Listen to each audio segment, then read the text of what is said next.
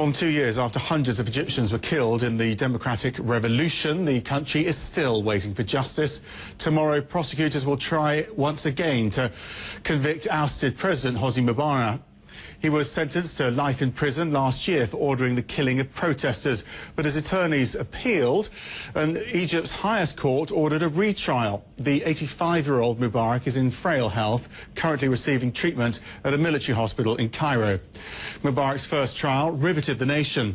Egyptians were stunned to see the man who'd ruled with an iron fist, looking vulnerable in court, forced to answer for his own actions. We spoke with journalist Etta El-Katne in 2011. Soon after Mubarak's trial began.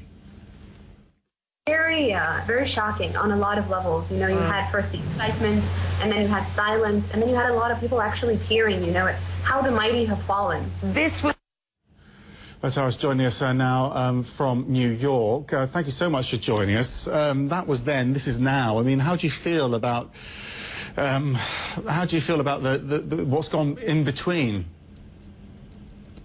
Well, I definitely think the retrial tomorrow is very anticlimactic. In fact, I go as far as to say that a couple of dozen people doing the Harlem Shake outside the Muslim Brotherhood headquarters will actually got more news time than tomorrow's retrial will be. No one's really gonna pay a lot of attention to what's going to be happening simply because so much is actually happening in the country right now. You have a breakdown of law and order, you have increasing sectarian tensions, you have a crackdown on media activists, and you have a collapsing economy.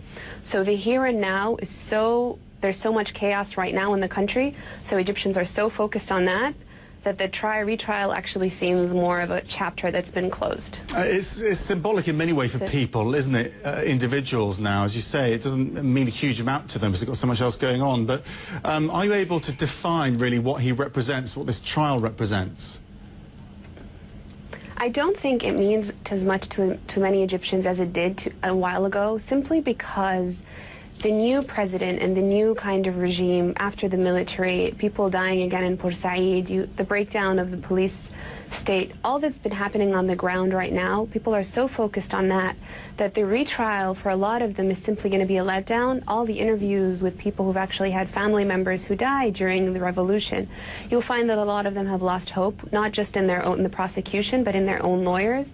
And the report that President Morsi had allegedly demanded the more investigation would be going on, no one's actually heard. Some of that report's been leaked, but the findings haven't actually had much airtime. So I think, especially also because a lot of Egyptians are actually increasing in sympathy now towards Mubarak, that, you know, maybe under his day, yes, we had no food, we had no freedoms, but we still don't have those things, but we're actually poorer now and our lives are more difficult now than they were then. So actually you have a lot of people increasing in sympathy for him. Is the revolution dead? It's definitely not dead. It's still ongoing, but I think a lot of people are just very exhausted. You have even the activists themselves. People have become more apathetic, more lethargic. And when the shift towards the economy, you know, our foreign reserve have halved, more than halved since 2011, our balance of payments. You have almost half the population either under the poverty line or just above.